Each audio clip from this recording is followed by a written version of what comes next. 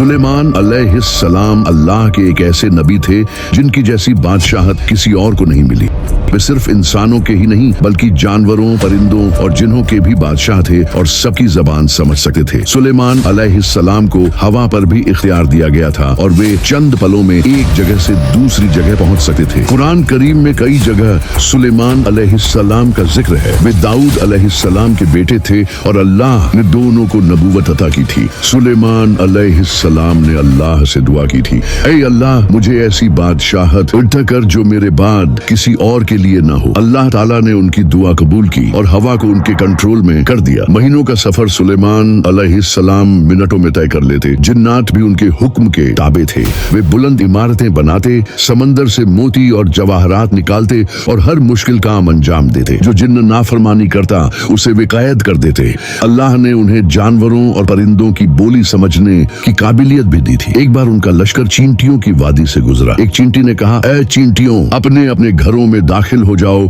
कहीं ऐसा न हो कि सुलेमान और उनका लश्कर तुम्हें रौंद दे। अल्लाह ने यह बात सुलेमान अलैहिस्सलाम को सुना दी। वे मुस्कुराकर बोले, ऐ मेरे रब, तू मुझे तौफीक दे कि मैं तेरी नेमतों का शुक्र अदा करूं और नेक अमल करता रहूं। सुलेमान अलैहिस्सलाम को बेहतरीन फैसला करने की सलाहियत भी अता हुई थी। एक बार दो औरतें दाऊद अलैहिस्सलाम के पास आईं। दोनों ने बच्चे पर दावा किया। दाऊद अलैहिस्सलाम ने बड़ी औरत के हक में फैसला किया। सुलेमान अलैहिस्सलाम ने अर्ज किया, अब्बा जान, क्या मैं इस मामले का फैसला कर सकता हूँ? इजाजत मिलने पर उन्होंने तलवार मंगवाई और कहा, मैं इस बच्चे को दो हिस्सों में करके तुम दोनों में बांट देता हूँ। ये सुनकर बड़ी औरत चुप रही, लेकिन छोटी औरत चीख उठी, नहीं, बच्चे को जिंदा रहने दो, इसे उसी को दे दो। सुलेमान अलैहिस्सलाम ने फौरन कहा, यही इसकी असल माँ है। इस तरह बच्चे को असली माँ को लौटा दिया गया। एक दिन उन्होंने अपने परिंदों की हाजिरी ली तो हुदहुद नदारद था। थोड़ी देर बाद हुदहुद आया और बोला, मैं सबा की कौम के पास गया था। वहाँ की हाकिम एक औरत है, मल्लिका बिल्किस। मैंने देखा कि वह और उसकी कौम सूरज की पूजा करते हैं। सुलेमान अलैहिस्सलाम ने उसे एक खत दिया कि वह मल्लिका तक पहुँचा दे। खत में लिखा था,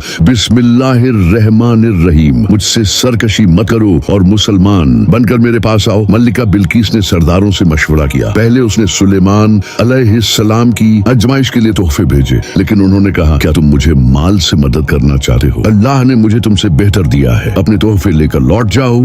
इसके बाद सुलेमान अलैहिस्सलाम ने अपने दरबार में कहा, कौन है जो मल्लिका का तख्त मेरे पास ले आए? उसके आने से पहले एक जिन्न ने कहा, मैं थोड़ी देर में ला सकता हूँ, लेकिन एक शख्स जिसके पास किताब का इल्म था बोला, मैं पलक झपकने से पहले लाकर रखूंगा। और उसने फौरन बिल्किस का तख्त सुलेमान अलैहिस्सलाम के सामने रख दिया। जब मल्लिका आई तो उससे पूछा गया, क्या यह तुम्हारा तख्त है? उसने कहा, यह तो वही मालूम होता है। फिर उसे शीशे के बने महल में ले जाया गया। मल्लिका को लगा वहाँ पानी बह रहा है। उसने अपना लिबास उठाया, लेकिन असल में वह शीशे का फर्श था। मल्लिका को यकीन हो गया कि यह सिर्फ बादशाहत नहीं बल्कि नबूवत का मोअज़्ज़िज़ा है। उसने कहा, ऐ मेरे रब, मैंने अपनी जान पर जुल्म किया। अब मैं सुलेमान अलैहिस्सलाम के साथ अल्लाह की फर्मा बरदार बनती हूँ। और उसकी पूरी कौम ईमान ले आई। सुलेमान अलैहिस्सलाम ने मस्जिदुल अक्सा की तामीर भी की। रसूलुल्लाह सल्लल्लाहु अलैहि वसल्लम ने फरमाया कि मस्जिदुल हरम में एक नमाज का सवाब 1,00,000 नमाज के बराबर है, मस्जिदुल नबवी में 1,000 के बराबर और मस्जिदुल अक्सा में 500 के बराबर है। आखिरकार सुलेमान अलैहिस्सलाम बुजुर्ग उम्र में इस दुनिया से रुखसत हो गए। वे अपने असा लाठी पर टिके खड़े थे और जिन्नात उन्हें जिंदा समझकर काम करते रहे। लंबे अरसे बाद जब लाठी टूट गई और वे गिर पड़े, तब सबको मालूम हुआ कि वे वफात पा चुके हैं। इसी वाकये से यह भी साबित हुआ कि जिन्नात गैब का इल्म नहीं जानते। सुलेमान अलैहिस्सलाम की जिंदगी से हमें यह सबक मिलता है कि अल्लाह के सिवा कोई इबादत के लायक नहीं और हर हाल में हमें उसका शुक्र अदा करना चाहिए।